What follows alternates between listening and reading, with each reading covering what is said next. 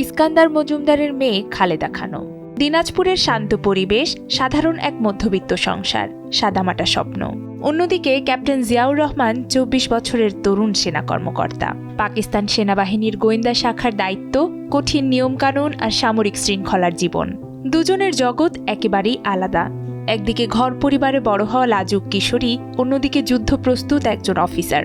এই দুই ভুবনের মাঝখানে সেতুবন্ধন করেন আইনজীবী জমির উদ্দিন সরকার। তার উদ্যোগেই ওই বছরের আগস্টে সম্পন্ন হয় জিয়া খালেদার বিয়ে। সরল, অনাড়ম্বর ঘরোয়া আয়োজন।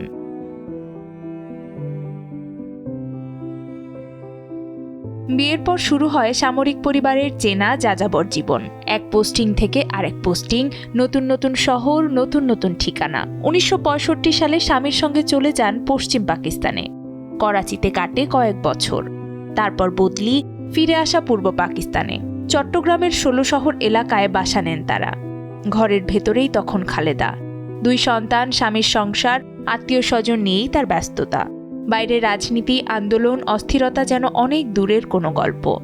কিন্তু ১৯৭১ সালে সেই গল্প হঠাৎ করেই ঢুকে পড়ে এই সংসারে। যুদ্ধ শুরু হলে কিছুদিন আত্মগোপনে থাকেন তিনি। তারপর ছোট ২ সন্তানকে বুকে নিয়ে নদীপথে ঢাকায় আসেন বড় বোনের আশ্রয়ে। এক বাসা থেকে আরেক বাসা। আত্মীয় পরিচিত অনেকে ভয় পেয়ে আর জায়গা দিতে চান না। শেষ পর্যন্ত আশ্রয় মেলে সিদ্ধেশ্বরীর এক বাসায়, ভূতাত্ত্বিক জরিপ দপ্তরের এক কর্মকর্তার বাড়িতে। ২ জুলাই ১৯৭১ ভোরে সেই বাড়িতেই হানা দেয় পাকিস্তান সেনারা। ২ ছোট সন্তানকে নিয়ে খালেদা জিয়াকে আটক করে নিয়ে যাওয়া হয়। প্রথমে পুরনো সংসদ ভবনের একটি কক্ষে, পরে ঢাকা ক্যান্টনমেন্টের একটি বাড়িতে বন্দি রাখা হয় তাদের। বাইরে তখন স্বামী জিয়াউর রহমান মুক্তিযুদ্ধে। ভেতরে ক্যান্টনমেন্টের এক ঘরে গুলির শব্দ আর অনিশ্চয়তার মধ্যে দিন কাটে খালেদার। সন্তানদের কাছে টেনে রেখে তিনি চেষ্টা করেন শান্ত থাকার, শক্ত থাকার। শত্রু সেনাদের হেফাজতে ছিলেন তিনি, মেজর জেনারেল জামশেদের অধীনে। পরে এক চিঠিতে মুক্তিবাহিনীর কমান্ডার জিয়া সেই জেনারেলকে সতর্ক করে লেখেন, আমার স্ত্রী আপনার হেফাজতে আছেন, তাকে অসম্মান করলে একদিন আপনাকে আমি শাস্তি দেব। ডিসেম্বরের মাঝামাঝি পর্যন্ত ক্যান্টনমেন্টে আটক থাকেন খালেদা জিয়া ও তার 2 সন্তান। দেশ স্বাধীন হওয়ার সঙ্গে সঙ্গে মুক্তি মেলে তাদেরও। কিন্তু সেই কয়েক মাসের বন্দি জীবন তার ভেতর তৈরি করে অদেখা এক শক্তি, এক নীরব দৃঢ়তা। যুদ্ধ শেষে নতুন রাষ্ট্র গঠনের উত্তাল সময়। ধীরে ধীরে সক্রিয় রাজনীতির ময়দানে এগিয়ে আসেন জিয়াউর রহমান। পরে তিনি হন বাংলাদেশের রাষ্ট্রপতি আর খালেদা জিয়া হয়ে ওঠেন ফার্স্ট লেডি। রাষ্ট্রপ্রধানের সহধর্মিণী হিসেবে তার চোখের সামনে খুলে যায় রাষ্ট্রযন্ত্রের ভেতরের অনেক অজানা দরজা। ক্ষমতার কেন্দ্রে থেকেও তিনি তখন মূলত ঘর আর সন্তান নিয়েই ব্যস্ত।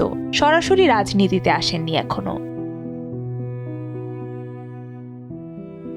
১৯৮১ সালের ৩০ মে চট্টগ্রাম সার্কিট হাউসে আততায়ীর গুলিতে নিহত হন রাষ্ট্রপতি জিয়াউর রহমান।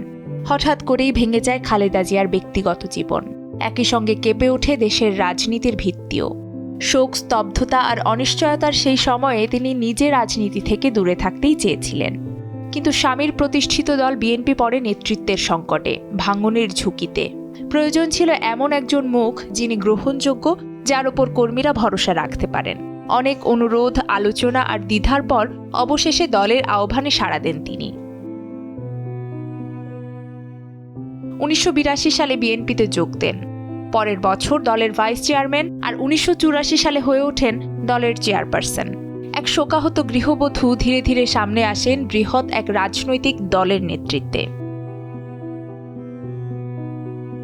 এখান থেকেই শুরু খালেদা জিয়ার রাজনীতিতে পূর্ণাঙ্গ প্রবেশ। মুক্তিযুদ্ধের স্মৃতি, ক্যান্টনমেন্টের বন্দি দিন, স্বামীর হত্যার দুঃসহ অভিজ্ঞতা মিলিয়ে গড়ে ওঠে তার ভেতরের কঠোরতা আর দৃঢ়তা। ঘরকেন্দ্রিক তরুণী থেকে হয়ে ওঠেন দেশের অন্যতম প্রভাবশালী রাজনৈতিক ব্যক্তিত্বদের একজন। ক্ষমতার হিসেব নিকেশের বাইরে এই যাত্রা তাই আরেক নারীর টিকে থাকা, সাহসী হয়ে ওঠা আর দায়িত্ব কাঁধে নেওয়ার গল্পও বটে।